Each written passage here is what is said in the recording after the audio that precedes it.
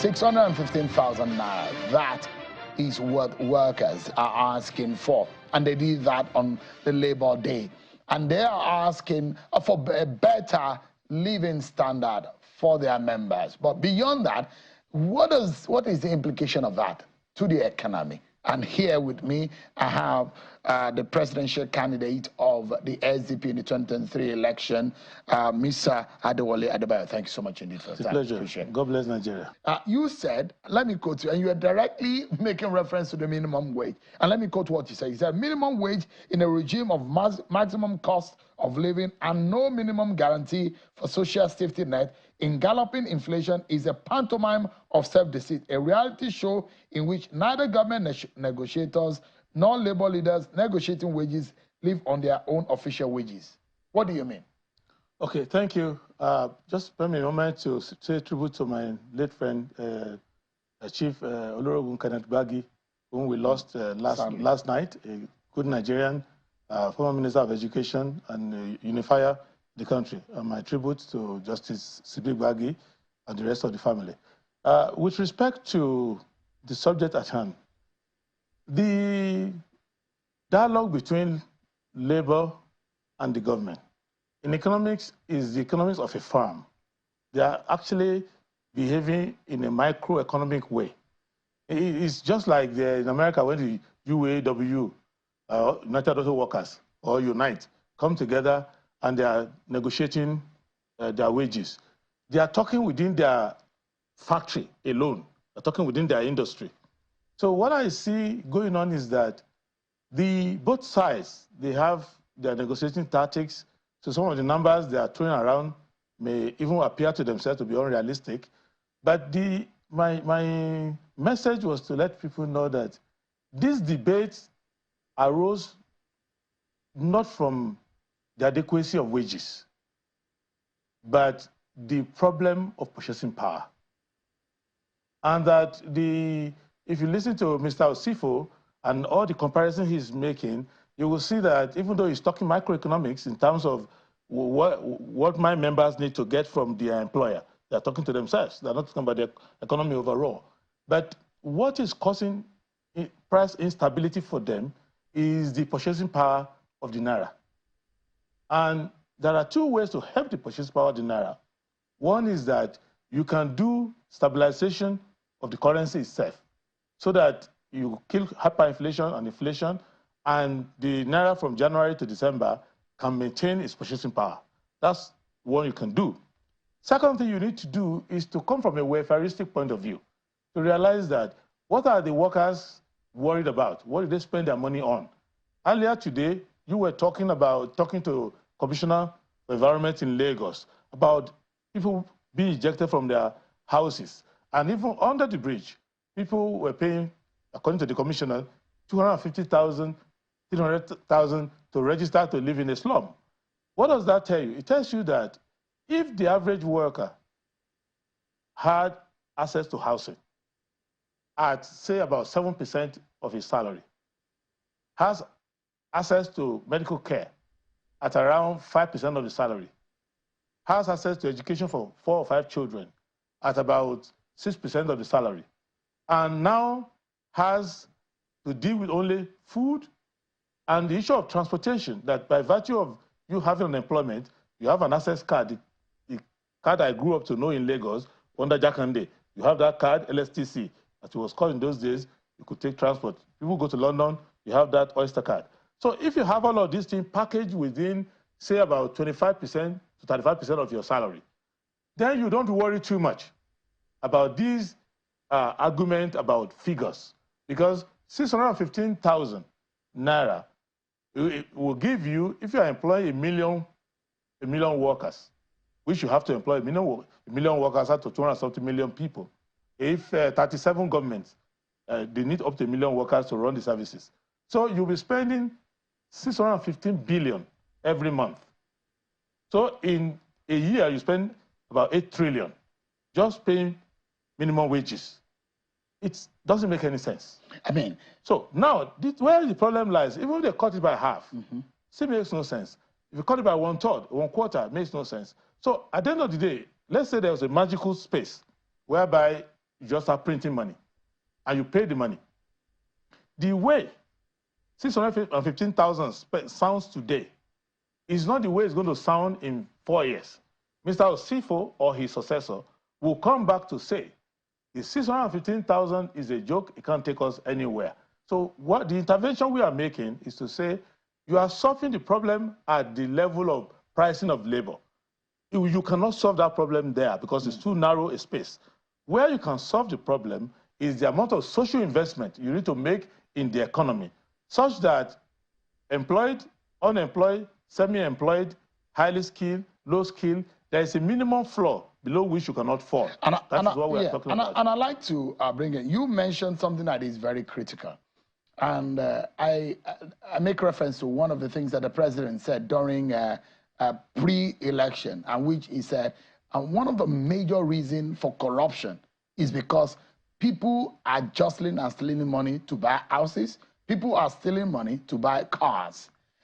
The social security scheme in Nigeria is almost next to nothing. Yes. Where you have to carry all the 100% of the money you need to buy a house to go and buy a house. In any part of the developed world, nowhere is it done that you have to do that. Only that we need to start thinking of how we need to re-engineer our society. But do you think that this government has started on that good part? Because they said they have started on that note to give loans for starting with civil servants. Is that a good way to start, to re-engineer the social security and welfare of the people? Okay, we don't have the same ideology, but they are throwing money at non-existent products. That's why I have disagreement with them. Whether you pay salary, you pay allowance, you pay grant like we did during Jorem Udoji Award. Udoji Award. Yeah. You give loans, so you do all of that. What is that loan chasing? If all of us, you remember the story of Udoji, where everybody gets their Udoji Award, and they were running to UTC to go and buy a bicycle, and the price of bicycle shoots up. So whereas in China, if you join the civil service, they will not give you any Udoji Award, they will give you a bicycle. So the bicycle comes with the job. If you were in the colonial government, if you're an assistant district officer, a health officer, forest ranger, school inspector, PWD worker, all these things are tools. They will tell you, you're good on employment to work for the government in this department. Go to so-and-so personnel office, they will tell you, this is where staff quarters are, this is where you should live, this is the school where your child should go. This is the how do you guarantee those basics of life? Education, shelter, health care, and all what have you? Because these are things that people have to, scamper and look for money to get. We have to organize, if they are secured. We have to organize our politics and our governance around them. What we are doing now is we're organizing our politics and our governance around sharing money. So in Abuja, the states come to share, the local government under Agon also come to share.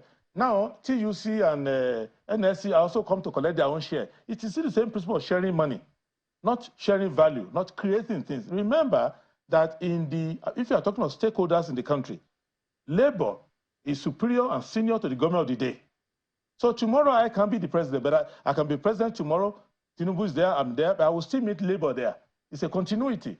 And the social services, the housing, everything we want to run to make life easier for labor is to be done by labor members themselves. If this government is to start on a note that is sustainable, what would you say is the best and the practical step to start from? Is social investment. They have to first stop worrying about who's a worker, who's not a worker.